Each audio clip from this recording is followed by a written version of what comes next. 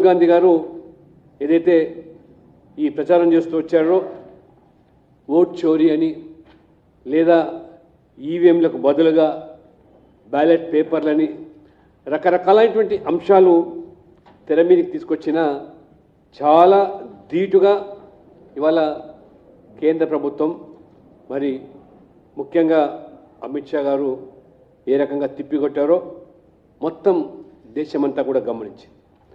వాస్తవంగా వాళ్ళు ప్రస్తావించినటువంటి SIR special incentive revision ఇది పూర్తిగా ఎన్నికల సంస్కరణలో భాగంగా మరి ఇది ఎన్నికల సంఘం చేసేటువంటి ప్రక్రియ ప్రభుత్వానికి ఏమాత్రం కూడా సంబంధం లేనటువంటి అంశం ఇది.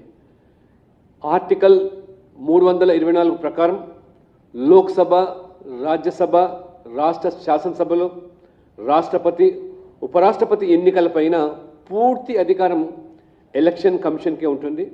అందులో ప్రభుత్వం జోక్యం చేసుకునేదానికి అవసరం లేదు. వాస్తవంగా ఈ స్పెషల్ ఇంటెన్సివ్ రివిజన్ ప్రకారంగా చనిపోయిన ఓటర్లను తొలగించడము, 18 ఏళ్ళు నిండినటువంటి కొత్త యువతకు ఓటర్లో అందులో నమోదు చేయడము, లేదా డూప్లికేట్ ఓటర్సు, మల్టిపుల్ ఓటర్స్ ఏదైతే వాళ్ళను ఏదో ఒక చోటికి పరిమితం చేసి ఆ రకంగా మిగతా మల్టిపుల్ ఓటర్స్ తొలగించడం. అంతేకాకుండా ఈ ఓటర్ల చేరికలో భారత పౌరునికి హక్కు ఉంది. విదేశీ చొరబాటుదారులు కానీ అక్రమ విదేశీయులు కానీ అందులో పేర్లు ఉన్నట్టయితే తొలగించే అవకాశం ఉంటుంది. కానీ ఈ ఓటర్లు తొలగించే ప్రక్రియ ఆనాడు కాంగ్రెస్ ప్రభుత్వం 2010 సంవత్సరంలోనే దానికి స్వస్తి పలికింది. అంటే రిటర్నింగ్ ఆఫీసర్కు అధికారం లేకుండా తొలగించాల్సిన ఓటర్లను మరి ఆ రకంగా ఆ యొక్క బాధ్యత నుంచి ఎన్నికల అధికారికి తొలగించడం జరిగింది. అందుకనే ఈరోజు ఈ ప్రక్రియ ద్వారానే బూత్ లెవెల్ ఆఫీసర్తో బూత్ లెవెల్ ఏజెంట్స్ పార్టీలకు సంబంధించినటువంటి వాళ్ళు ఆ యొక్క బూతుల్లో చేరికలు లేదా తీసివేతలు మన్నించే వాళ్ళ పేర్లు ఎక్కడికక్కడ వాళ్ళు సూచించి విచారణ జరిపించి తొలగించే అవకాశం.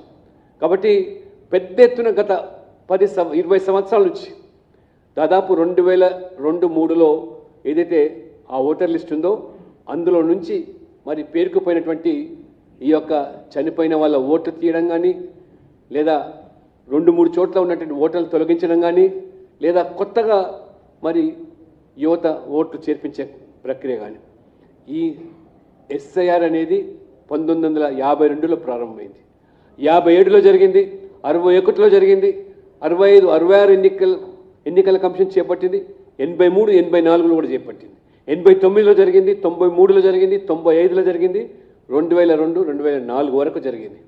అంటే ఈ యొక్క మరి జరిగినటువంటి సందర్భాల్లో కాంగ్రెస్ మాత్రమే అధికారంలో ఉన్నటువంటి పరిస్థితి. నెహ్రూ, ఇందిరాగాంధీ, లాల్ బహదూర్ శాస్త్రి, రాజీవ్ గాంధీ, ఆ తర్వాత మళ్ళీ పివి నరసింహారావు, మన్మోహన్ సింగ్ వీళ్ళ ప్రధానమంత్రులుగా ఉన్నప్పుడే జరిగిన ఎస్ఐఆర్ ప్రక్రియ.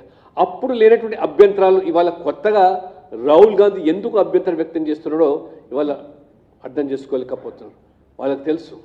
అంటే ఒక నానుడు ఉంది, మరి ముఖం బాగలేకపోతే అద్దం బలిగొట్టినట్టు. మీరు ప్రతి ఎన్నికల్లో ఓడిపోయి మీ యొక్క నేతృత్వంలో వరుసకంలో 3 సార్లు ఓడిపోయినటువంటి రాహుల్ గాంధీ ముందు నీ విధానాలు నచ్చక, నీ పనితీరు నచ్చక ప్రజలు తిరస్కరిస్తూ ఉంటే ఎన్నికల సంఘం మీద నెపం పెట్టి బుడ్డజల్లే ప్రక్రియ తప్పితే, కాబట్టి ముందు నీ ముఖానికి ఉన్నటువంటి ఆ యొక్క బుడ్డను తొలగించుకుంటే అద్దం అదే బాగా కనబడుతుంది. ఆ రకంగా ఇవాళ ఎస్ఐఆర్ మరి 2004, 2025 వరకు ఎవ్వరు కూడా వ్యతిరేకించలేదు. మరి ఈరోజు ఎస్ఐఆర్ జరుగుతున్నప్పుడు ఒక గందరగోళం సృష్టించడం, దానికి మళ్ళీ ఈవీఎంల వల్ల ఓడిపోయినామని చెప్పడం. అసలు ఈవీఎం తీసుకొచ్చిందే రాహుల్ గాంధీ తండ్రి రాజీవ్ గాంధీ హయాంలో. అంటే ఈవీఎం ద్వారా 2004లో 10లో ఎన్నికలు జరిగినప్పుడు ఈవీఎం ద్వారా ఆడు కాంగ్రెస్ గెలిస్తే ఎన్నికల సంఘం తప్పులేదు, ఈవీఎంలో తప్పులేదు. ఎప్పుడైతే వరుస క్రమంలో మోదీ గారి నాయకత్వంలో 2014 నుంచి మరి గెలవడం ప్రారంభమైందో ఆ రోజు నుంచి ఈ యొక్క ఈవీఎంలను తప్పుపట్టడం, అంటే తెలంగాణలో కాంగ్రెస్ గెలిస్తే ఈవీఎం తప్పు లేదు, కర్ణాటకలో గెలిస్తే ఈవీఎం బాగా పనిచేసింది, హిమాచల్ ప్రదేశ్లో కాంగ్రెస్ గెలిస్తే ఈవీఎం పనితీరు బాగుంది, కానీ బీజేపీ గెలిస్తే మాత్రము అక్కడ ఈవీఎంలో మరి ఎవరికి బటన్ నొత్తినా అది కమలం పోకు ఓటు పడుతుందని చెప్పి వారు ప్రచారం చేస్తూ ఉంటే నవ్వుకుంటున్నారు జనాలు వాళ్ళ.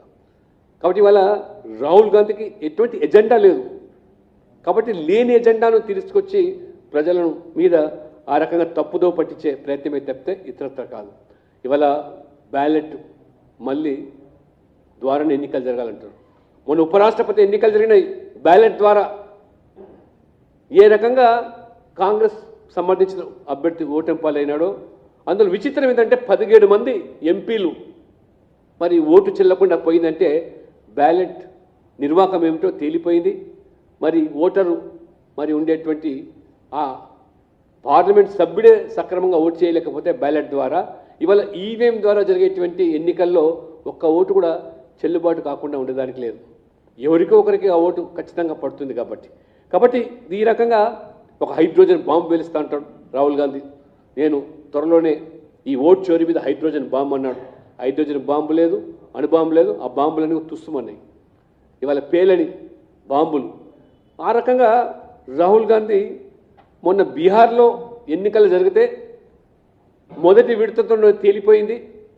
మరి ఢిల్లీకి వచ్చి హర్యానాలో ఓట్ చోరీ ద్వారా బీజేపీ గెలిచిందని చెప్పి మరి చెప్తారు. అంతేకాకుండా ఇవాళ ఈవీఎంలను లేదా సీసీటీవీల గురించి మాట్లాడతారు. ఈ సీసీటీవీలు 45 రోజుల వరకు ఎందుకు ఉండాలా, 45 రోజుల తర్వాత ఎందుకు తీసేస్తున్నారు? ఇది కొత్తగా మోదీ గారు లేదా తీసుకొచ్చినటువంటి నిర్ణయం ఏం కాదు. ఇది అంతకు ముందు నుంచి ఉన్నటువంటిది. అంటే ఈ 45 రోజుల వరకు ఆ సీసీ ఫుటేజ్లో ఉండేటువంటిది ఎందుకు తొలగించడం జరుగుతలేదంటే ఎలక్షన్ ద్వారా ఎవరికైనా మరి అనుమానాలు ఉంటే, ఎన్నిక తప్పు జరిగిందని భావిస్తే ఎలక్షన్ పిటిషన్ వేయడానికి 45 డేస్ ఏదైతే టైం ఉంటుందో ఆ 45 డేస్ వరకు ఆ యొక్క సీసీ ఫుటేజ్ అదేవిధంగా లైవ్గా ఉంటుంది. అందులో ఫుటేజెస్ అన్నీ కూడా కాపాడబడతాయి.